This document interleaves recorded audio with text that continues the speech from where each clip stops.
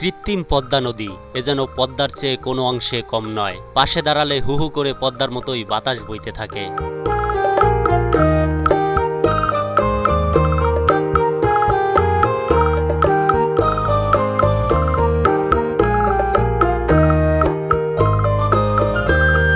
এই নদীর কাজ এখনো চলমান। জানি না আরো কত বড় করা হবে এই কৃত্রিম পদ্মা নদীকে। মজার বিষয় হচ্ছে এই দিঘিটির নামকরণও করা হয়েছে পদ্মা নদী। কি আমার কথা বিশ্বাস হচ্ছে না তো? তাহলে ভিডিওতে একটি লাইক দিয়ে দেখতে থাকুন পুরো ভিডিওটি। জায়গাটা এত ঠান্ডা, এত ভালো লাগতেছে বলার মতো না। আপনাদেরকে বলতে চাইছিলাম যে ভালো হলে আসবেন, আপনারা আসবেন গলন্দর মধ্যে, মানে রাজবাড়ির মধ্যে। আমি মনে করবো যে যতগুলা পার্ক হয়েছে, রেস্টুরেন্ট হয়েছে বা যাই বলি না কেন, এই জায়গাটা আমার মনে হয় সবচেয়ে বেটার ঘোরার জন্য। মূলত এটা ছিল একটা মাছের প্রজেক্ট, তবে ছোটখাটো কোনো মাছের প্রজেক্ট নয়। বাংলাদেশের দক্ষিণ অঞ্চলের সবচেয়ে বড় বটম ক্লিন মাছের প্রজেক্ট।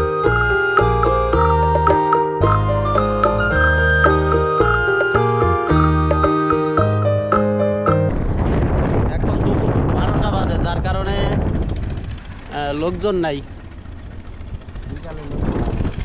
বিশাল নদীর মতো করে ফেলাইছে। আমি যখন আসলাম তখন এটা ছোট ছিল। পরবর্তীতে কর্তৃপক্ষ কৃত্রিমভাবে মাছের চাষ করার জন্য বেশ কয়েকটা পুকুর বা দিঘি খননের কাজ শুরু করে। সেসব দিঘিরও আলাদা আলাদা নামকরণ করা হয়েছে, যেমন পদ্মা, মেঘনা, যমুনা। তবে সব কয়টার মধ্যে যে দিঘিটির নাম পদ্মা করা হয়েছে সেই দিঘিটি সবচেয়ে বড়।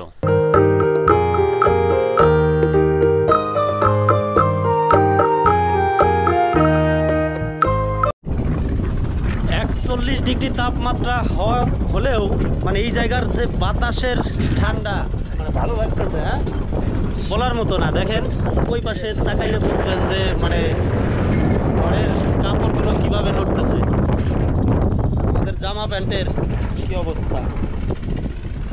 একটু চালার ব্যবস্থা করা হয়েছে। আর এটা কৃত্রিম পুকুর এত বড় হয় আমি এর আগে কখনো দেখি নাই। এখনো মানে কর্মযোগ্য চলতেছে, প্রায় 2-3টা ড্রেজার দিয়ে কাজ চলতেছে। মনে হয় আরো বড় করা হবে। আর চাইলে আপনারা এখানে ঘুরতে পারবেন, নৌকা আছে, পানসি বলতে পারি আমরা, ছোট পানসি, স্পিড বোট আছে, অনেক কিছু আছে।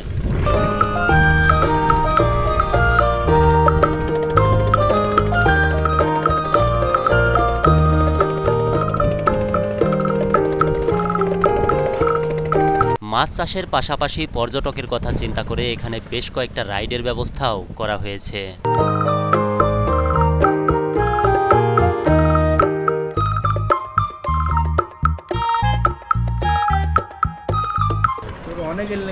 আমাদের এই গোধূলি পার্কে কাজ চলমান, দুটো রাইডস চলছে, আরও দুটো রাইডস আমরা 15 দিনের ভিতর সম্পন্ন করতে পারবো।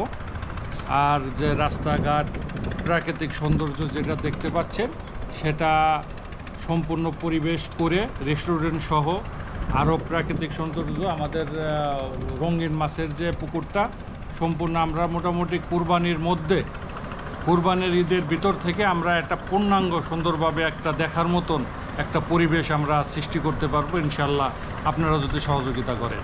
ধন্যবাদ। এই গোধূলি পার্কে কিন্তু বেশ কয়েকটা রেস্টুরেন্ট, দোকান আছে। আপনারা এসে যে কোনো কিছু খাইতে পারবেন। চিকেন ভ্যারাইটিরা এগুলো আছে না? ওই পাশে না? আর কি কি আছে? কোয়েল পাখির মাংস কি মানে ওই রেস্টুরেন্টে কি কি পাওয়া যায়? ওই রেস্টুরেন্টে এখন আপনার পিঠের দোকান দিছিল, পিঠে বাদ দিয়া বেচতে পানি পুনি সিপ এগুলো। আর এখানে চপ আছে, আপনার হেঞ্চি চপ আছে, এই কোয়েল পাখির চপ আছে, পুরি সিঙ্গারা আছে, চটপটি আছে, ফুচকা আছে। এখন পুরি সিঙ্গারা আছে। কোয়েল পাখি কাঁচা রয়েছে। কাঁচা না, কোয়েল পাখি এখনো হয় বিকালে, মানে পর্যটকের ভিড় যখন বাড়ে তখন আপনারা শুরু করেন। আচ্ছা, ঠিক আছে। বিকাল হলেই পর্যটকে ভরে যায় এই গোধূলি পার্ক। দূর দূরান্ত থেকে আসতে থাকে ভ্রমণ প্রিয় মানুষ।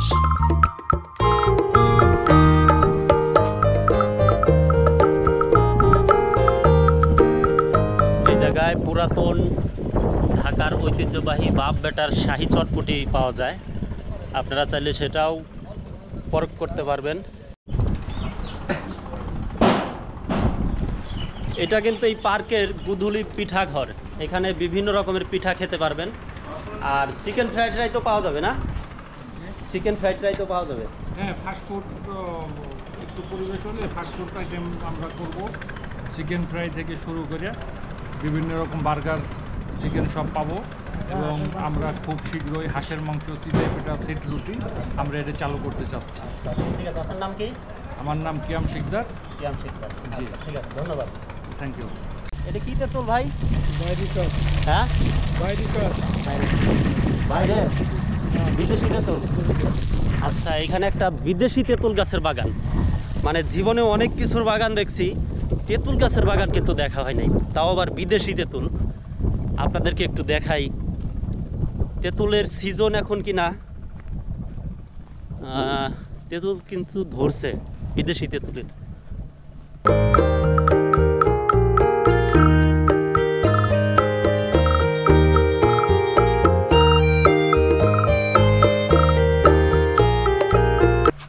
তেঁতুলের বাগান, এই পাশে একটা, এই পাশে একটা। আর এটা হচ্ছে পার্কিংয়ের জন্য টিকিট কাউন্টার।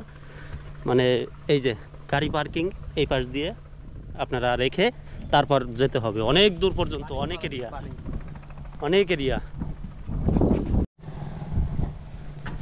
এই জায়গার সব কিছু ভালো লাগছে, বাতাসটাও যেমন ভালো, কিন্তু এই বাতাসের কারণে এই জায়গায় প্রচুর পরিমাণে বালু ওড়ে।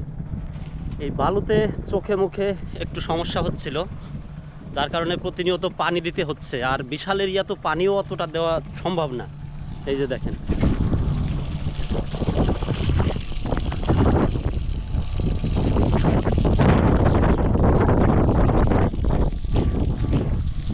একটু বাতাস হইলেই প্রচুর পরিমাণে বালু ওঠে। যাই হোক, আপনারা যারা আসবেন একটু মাস্ক নিয়ে আসার মানে চিন্তা ভাবনা রাখবেন, মাস্কটা হলে বেটার হবে। বন্ধুরা, এই যে যে পুকুরটা দেখতেছেন, এই পুকুরটার জায়গায় কিন্তু বিশাল বিশাল দুইটা মুরগির খামার ছিল। এখন এই জায়গাটাও পুকুর, মানে হয়তো বা কিছু একটা করবে। মূলত এখানে মাছ চাষের বড় একটা প্রজেক্ট দক্ষিণ এশিয়ার মধ্যে, মানে এশিয়া, হ্যাঁ আমি যদি ভুল না বলে থাকি, দক্ষিণ এশিয়ার মধ্যে সবচেয়ে বড় মাছের প্রজেক্ট, আর মানে বাংলাদেশের ভিতরে। আর কুরবানি পর্যন্ত এটা আরও সুন্দর করা হবে, আরও বেশ কয়েকটা রাইড চালু করা হবে। তখন আপনারা এসে এখানে কিন্তু ঘুরতে পারবেন। বিশেষ করে রাজবাড়ির আশেপাশে, ফরিদপুর আর ঢাকা থেকেও কিন্তু আপনারা চলে আসতে পারবেন এখানে। এত সুন্দর লাগবে, এত ভালো লাগবে, বলার মতো না।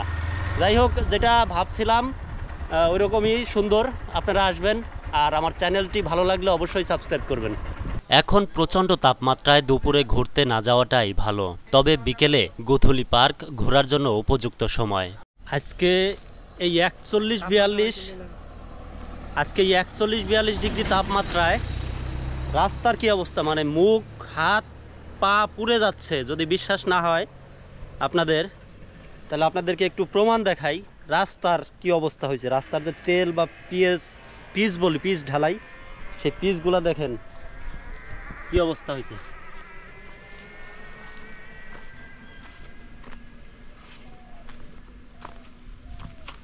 মানে রাস্তার পিচগুলা গলে গলে যাইতেছে, গলে গলে পড়তেছে, রাস্তার গাড়ির চাকাগুলা এর ভিতরে দাইবে যাচ্ছে। আয়, কিভাবে যাবেন এই গোধূলি পার্কে? ঢাকা রাজবাড়ী হাইওয়ে থেকে জমিদার ব্রিজ হয়ে একটু সামনে গেলেই পেয়ে যাবেন গোয়ালন্দ গোধূলি পার্ক। আর যদি না চেনেন, তাহলে জমিদার ব্রিজের এখানে এসে যে কাউকে জিজ্ঞেস করলেই দেখিয়ে দিবে গোয়ালন্দ গোধূলি পার্ক।